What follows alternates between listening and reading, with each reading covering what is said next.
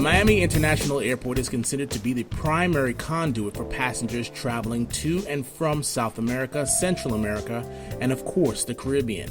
Virgin Islanders are very familiar with this airport because 9 times out of 10 their connecting flight to and from home is through the Miami International Airport.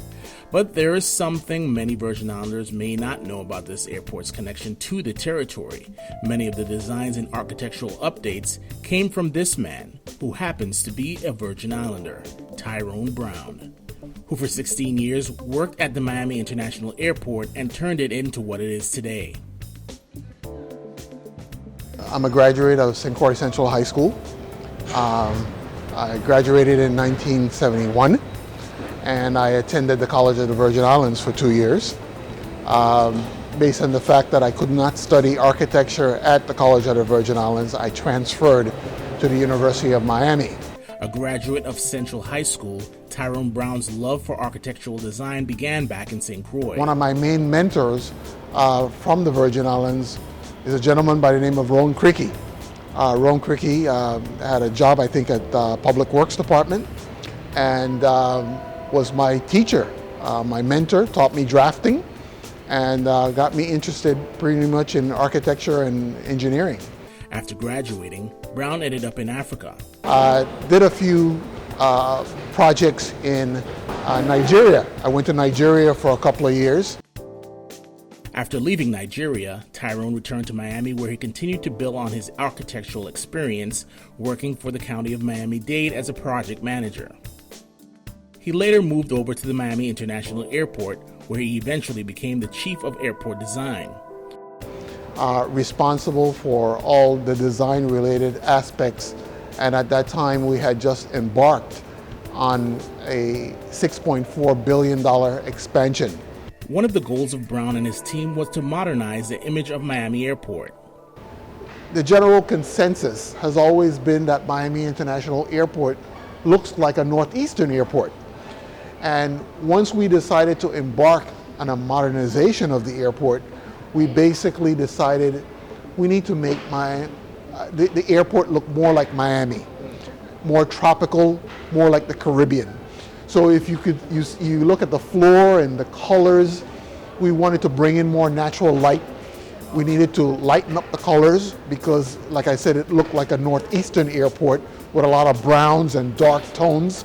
As you can see, it's very light and very cheerful, and a lot of windows that let in a lot of natural light. And we basically wanted to change the image and make it much more tropical. It's his days on the beaches of the Virgin Islands which added to the accents of what passengers see on the floors: seashells and glistening sand. Small accents that give the tropical feel that Browne was looking for. The finishes that transformed the airport into what we wanted it to look like. The lighter colors, the floor, the aluminum finishes, the art in public places. Art in public places is another major upgrade to the look and feel of the airport. Art in Public Places is an internationally recognized public art program dedicated to bringing the vision and talent of various artists out of galleries and museums to the Miami public. Finding one's way around the Miami airport was also improved thanks to Tyrone Browne. A master plan for wayfinding and signage to make the place more friendlier to move around. Those are my babies. Those are the things that I take a lot of pride in, that I could say that I had a lot of influence in terms of how the final product ended up looking. There were also a few small details that were changed. Believe it or not, when I came here, there was a philosophy that we didn't want to have clocks at the airport, and I couldn't understand that. And one of the individuals that worked here, since retired, had said that we don't really want clocks because if our clocks are wrong and someone missed a flight, they could sue us. And I said, that doesn't sound right. No, in this age of technology, we should have clocks that are all perfect. I mean, there are ways to synchronize clocks these days and have them accurate. And one of the things that we have now is analog clocks. Because I've always been of the opinion that when you go to the airport, there are two things that you're conscious of and you're nervous about. One, what gate are you flying out of? And the second thing is keeping track of time. 40 million passengers moved through the Miami International Airport in 2013, and with more improvements on the horizon, they're looking to increase those numbers. We also built a fourth runway. We now have 4 runways, and the fourth runway was basically built to accommodate landings.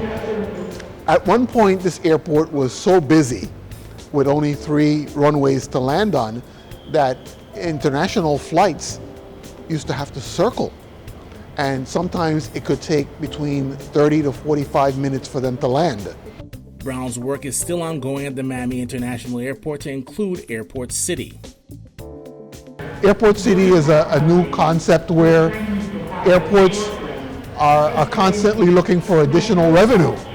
So land that has been dormant, that we're not generating any aeronautical revenue from, we're now going into things like building hotels. We're planning to build a pet hotel. We're planning to build a convenience center. Browne hopes to one day bring some of his ideas implemented at the Miami International Airport back to the territory. I could see us implementing, I wouldn't call it an airport city in St. Thomas or St. Croix. I probably would call it an airport park, an airport center, and try to do some interesting things in terms of attracting aeronautical industries there. And more businesses are springing up around airports because airports are primarily economic engines to most communities. You know, to be quite honest with you, I consider myself coming from very humble beginnings. Could never imagine as a child growing up on St. Croix, being a Crucian, being a hillsider. Never in my wildest dreams that I would think that I would be so instrumental in the success of an international airport.